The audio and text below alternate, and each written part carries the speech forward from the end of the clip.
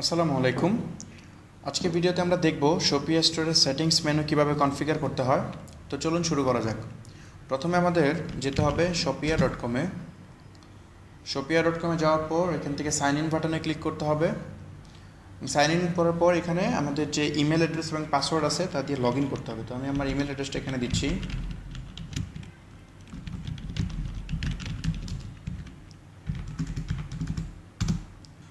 Log in করার পর আমরা ড্যাশবোর্ডে চলে আসছি।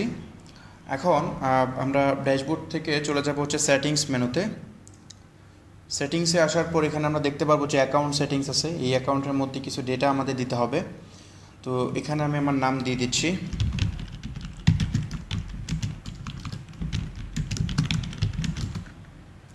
এটা হচ্ছে স্টোর ওনারের নাম। তারপর হচ্ছে ফোন নাম্বার, আমি এখান থেকে ফোন নাম্বারটা দিয়ে দিচ্ছি। তারপর হচ্ছে অ্যাড্রেস, আমি এখানে আমাদের অফিসের অ্যাড্রেসটা দিয়ে দিচ্ছি। আপনারা এখানে আপনাদের অ্যাড্রেসটা দিবেন। তারপর এখানে পাসওয়ার্ড চাইলে আমরা চেঞ্জ করতে পারবো, বাট আমি চেঞ্জ করছি না আপাতত। অ্যান্ড এখানে ডেট অফ বার্থ দিতে হবে।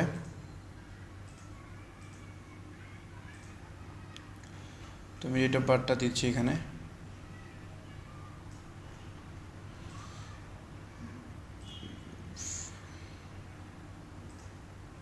ওকে, তারপর এনআইডি নাম্বার। আচ্ছা, তারপর জাস্ট আপডেট। ওকে, এটা সেভ হয়ে গেল। তারপর হচ্ছে বিজনেস। এই বিজনেস সেটিংসে যাওয়ার পর এখানে দিতে হবে আমাদের প্রথমত হচ্ছে লোগো, বিজনেসের লোগো। এই লোগোটা দিতে যে অনেকে আসলে প্রবলেম ফেস করে। লোগোটা দেখেন এখানে একটা মাপ দেওয়া আছে 10:3। এই রেশিওটা মেনটেন করতে হবে। কত পিক্সেল সেটা ম্যান্ডেটরি না, বাট এই রেশিওটা মেনটেন করতে হবে, তাহলে আপনার লোগোটা ফিট হবে। তো আমি এখানে আমাদের লোগোটা দিচ্ছি।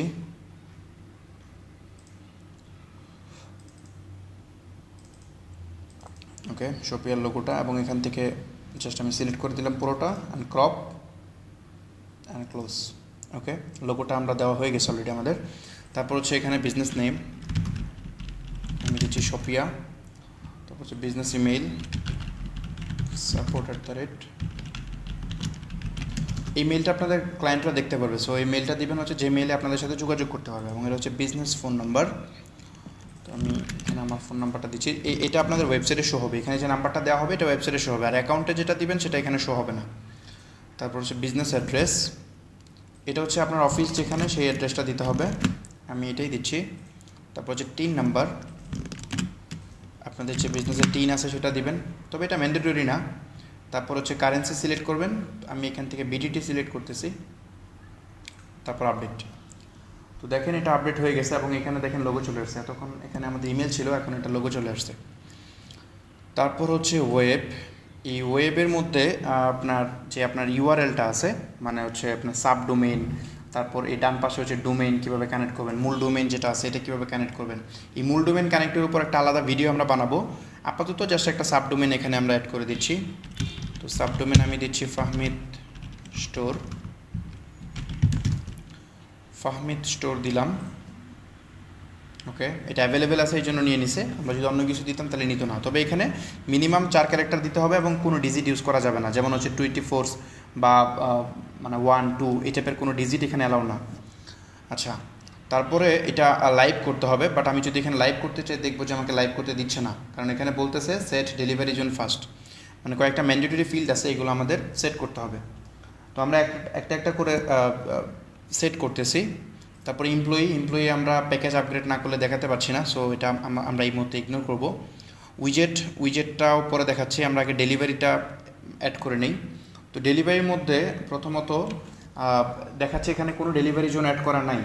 আচ্ছা, ফার্স্ট অফ অল আমি একটু বলি ডেলিভারি জোনটা কি। ডেলিভারি জোনটা হচ্ছে আপনি আপনার বিজনেস, মানে আপনার অনলাইন স্টোরে আপনি কোন কোন এরিয়াতে ডেলিভারি করেন। আপনি হয়তো সারা বাংলাদেশে করতে পারেন, নতুবা আপনি আপনার আঞ্চলিক ই কমার্স হতে পারে, শুধুমাত্র আপনি আপনার শহরে ডেলিভারি করবেন। তো এটা আবার কেউ আছে যে সারা বাংলাদেশ ডেলিভারি করে, ঢাকার মধ্যে ডেলিভারি চার্জ হয় একরকম, ঢাকার বাইরে হয় আরেক রকম, এবং মানে এটার জন্য মূলত এই জোনগুলো করা হয়। তো আপনি এখানে আপনার মতো করে ডাইনামিক জোন অ্যাড করতে পারবেন। তো আমি অ্যাড ডেলিভারি জোনে ক্লিক করতেছি। ডেলিভারি জোনে ক্লিক করার পর আমরা এখান থেকে কান্ট্রি সিলেক্ট করব, বাংলাদেশ। তারপর হচ্ছে ডেলিভারি জোনের নেম।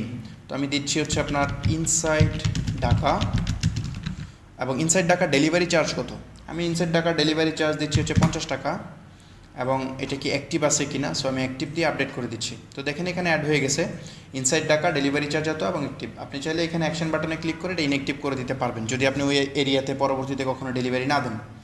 তারপর আমি আরেকটা অ্যাড করে নিচ্ছি, বাংলাদেশ, তারপর হচ্ছে আউটসাইড ঢাকা ডেলিভারি চার্জ দিচ্ছি আমি 120 টাকা। ওকে, আপডেট। তো দেখেন আমার 2টা ডেলিভারি জোন অলরেডি অ্যাড হয়ে গেছে। এখন আমরা যদি যাই আবার ওয়েবে এবং হচ্ছে এটাকে মানে সার্ভার স্ট্যাটাসটা ডাউন আপ করে দিই, দেখেন আপ হয়ে গেছে এটা অলরেডি। তো আমরা যদি এই লিঙ্কে ক্লিক করি তাহলে দেখবো যে আমাদের ওয়েবসাইটটা অলরেডি শো হচ্ছে এবং এখানে আমাদের লোগোটা চলে আসছে এবং আমাদের ওয়েবসাইট ভিজিট করা যাচ্ছে। আপনি যে কোনো জায়গা থেকে এখন আপনার ওয়েবসাইট ভিজিট করতে পারবেন। তবে এটা দেখেন এটা একটা সাবডোমেন আকারে আছে এই মুহূর্তে। সাবডোমেন বলতে আমি বোঝাচ্ছি যে fahmidstore.soppiya.com। যদি আপনি এরকম করতে চান যে না শুধুমাত্র fahmidstore.com মানে শুধুমাত্র এরকম যদি করতে চান এটা করা যাবে, তবে এটার জন্য আপনার ডোমেন কানেক্ট করতে হবে, আপনার নিজস্ব ডোমেন এখানে কানেক্ট করতে হবে। এটা আমি আরেকটা ভিডিওতে দেখাবো, আমাদের ইউটিউব চ্যানেলে পেয়ে যাবেন কীভাবে এটা কানেক্ট করতে হয়। আচ্ছা, এখন আমরা এরপরে দেখি হচ্ছে আপনার কীভাবে হচ্ছে প্যাকেজ আপগ্রেড। তো আমরা এর আগে একটা ভিডিওতে দেখছিলাম। তারপর উইজেট, এই উইজেটের পার্টটা যদি বলি, উইজেটের পার্টটা আগে থিমটা দেখাইনি, থিমের পার্টটা যদি বলি, এখানে হচ্ছে থিমস। আপনার এখানে আমাদের এই মুহূর্তে একটা থিম আছে, বাট এখানে আরও অনেকগুলো থিম খুব দ্রুত আপলোড হবে এই অল্প কয়েকদিনের মধ্যে। অলরেডি আমরা ডেভেলপ করে ফেলছি, এগুলো খুব দ্রুত এখানে আমরা আপলোড করে দিব। তারপর আপনি আপনার বিজনেসের ধরন অনুযায়ী আপনি এখান থেকে থিম পারচেস করতে পারবেন, বা যেগুলো ফ্রিতে দেওয়া থাকবে সেগুলো আপনারা অ্যাক্টিভেট করতে পারবেন। থিম মানে হচ্ছে এই ওয়েবসাইটের ডিজাইন, যে এই ওয়েবসাইটটা দেখতে কীরকম হবে। যেমন ধরেন এটার সার্চ বার এখানে আছে, হয়তো ওইটা মানে নতুন থিমের সার্চ বারটা এখানে না হয়ে সার্চ বারটা দেখা যাবে এই জায়গায় হইতে পারে, মানে এরকম এখানে লোগোটা এখানে আছে, লোগোটা হতে পারে মিডিলে হইতে পারে। তো ডিপেন্ড করবে, মানে বিভিন্ন টাইপের ডিজাইন আর কি।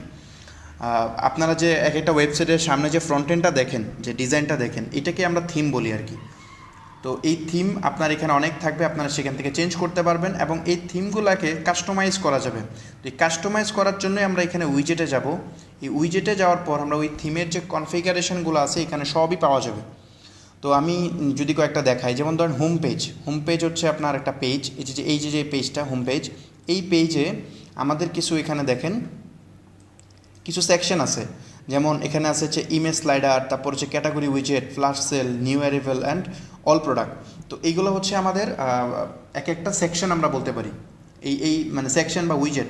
এই উইজেটগুলা যদি আমি এখান থেকে সরাই দিই, যেমন ধরেন এখানে আছে হচ্ছে আপনার কি ক্যাটাগরি, তো আমি ক্যাটাগরিটা শো করাতে চাচ্ছি না, জাস্ট ডিলিট। ক্যাটাগরি উইজেটটা আমি এখানে ডিলিট করে সাবমিট করে দিলাম। তো এখন দেখবেন যে এখানে শো করবে না ক্যাটাগরিটা। তো দেখেন ক্যাটাগরিটা কিন্তু চলে গেছে। আবার যদি আমি এখানে ক্যাটাগরিটা আনতে চাই তাহলে এই পাশ থেকে জাস্ট ক্যাটাগরিটাকে ড্র্যাগ অ্যান্ড ড্রপ করে এখানে দিয়ে দিতে হবে। তো আমি ক্যাটাগরিটা দিলাম, দিয়ে জাস্ট সাবমিট দিলাম, এখন দেখেন ক্যাটাগরিটা আবার চলে আসবে। তো এই হচ্ছে মানে সিস্টেমটা, এখানে উইজেটগুলো এভাবে কনফিগার করতে হয়। তো এখানে একটা মানে উপরে যেটা আছে ইমেজ স্লাইডার, মানে যেটা হচ্ছে আপনার ওয়েবসাইটে একটা স্লাইডার যেটা শো হয়। তো আমি একটা স্লাইডার অ্যাড করে দেখাই। তো এই স্লাইডারের যে এডিট বাটন যেটা আছে, এই এডিট বাটনে ক্লিক করলেই দেখবেন যে নিচে সেটিংস বের হবে এবং এখানে বলতেছে 3টা ইমেজ অ্যাড করা যাবে। তো আমি ইমেজ অ্যাড করতেছি,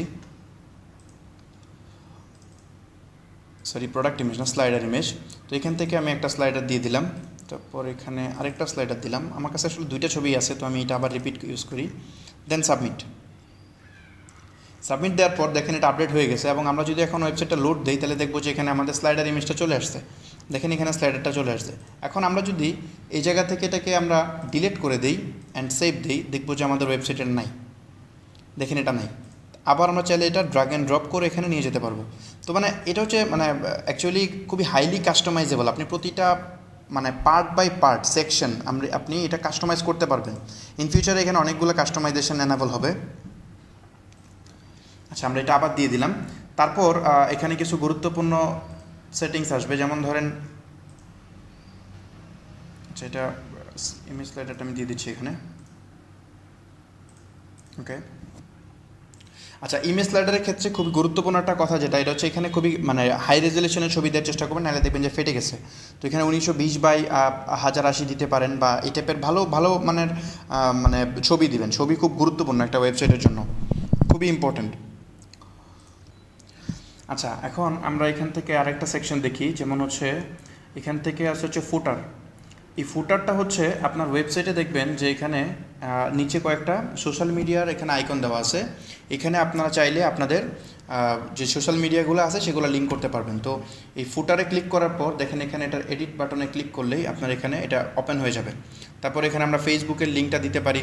সাপোজ আমি আমাদের ফেসবুক লিঙ্ক পেজের লিঙ্কটা দিচ্ছি, জাস্ট আমি লিঙ্কটা দিলাম। তারপর চাইলে আপনারা এখানে টুইটার, লিঙ্কডইন বা ইনস্টাগ্রাম, ইউটিউব সব কিছু দিতে পারেন। তো আমি জাস্ট ফেসবুকটা দিয়ে দেখাচ্ছি। এখানে আমি যদি যখনই সাবমিট দিব, তো দেখেন এখানে যদি আমরা ক্লিক করি এখন আমাদের পেজে দেখেন চলে গেছে, ফেসবুক পেজে চলে গেছে।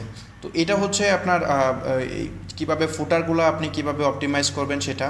তারপর এখানে আরও বেশ কিছু অপশন দেওয়া আছে, যেমন এখানে আছে ইনফো পেজ আছে। ইনফো পেজে যে আপনি লিগ্যাল পেজগুলো আপডেট করতে পারবেন, যেমন about privacy policy, terms and condition. এগুলো হচ্ছে আমি যদি দেখাই ফার্মিত শোর, যে এখানে যে পেজগুলো আছে এই পেজগুলোর কন্টেন্টগুলো আপনি এখান থেকে আপডেট করতে পারবেন। তো এই হচ্ছে উইজেটের পার্ট। তারপরে যদি আমরা বলি যে নোটিফিকেশান, এখানে নোটিফিকেশানগুলো আপনি চাইলে এখানে টিকমার্ক দিয়ে দিতে পারবেন। এগুলো টিকমার্ক দিলে হচ্ছে কোন কোন ক্ষেত্রে আপনার ক্লায়েন্ট মানে নোটিফিকেশান পাবে সেটা দিয়ে জাস্ট আপডেট করে দিলেই হবে। তো এই হচ্ছে মোটামুটি সেটিংসের পার্টগুলা। তারপরে আমি আরেকটা নেক্সট ভিডিওতে যেটা গুরুত্বপূর্ণ পার্ট সেটা হচ্ছে ডোমেইন কনফিগারেশনটা দেখাবো। ওটা দেখলে আপনারা আপনাদের নিজস্ব ডোমেইন এখানে কানেক্ট করতে পারবেন, এবং হচ্ছে ডিসকাউন্ট এবং এমপ্লয়ি আমি যখন প্যাকেজ আপগ্রেড করবো তখন আমি দেখাবো। ঠিক আছে, এই ভিডিও পর্যন্ত ছিল। যদি বুঝতে কোথাও সমস্যা হয় অবশ্যই কমেন্ট করবেন অথবা আমাদের ফেসবুক গ্রুপে পোস্ট করবেন। এবং নেক্সট যদি কোনো ভিডিও প্রয়োজন হয়, কোনো পার্টের বুঝতে অসুবিধা হয় সেটাও জানাবেন, আমরা সেই বিষয়ে ভিডিও বানিয়ে দিব।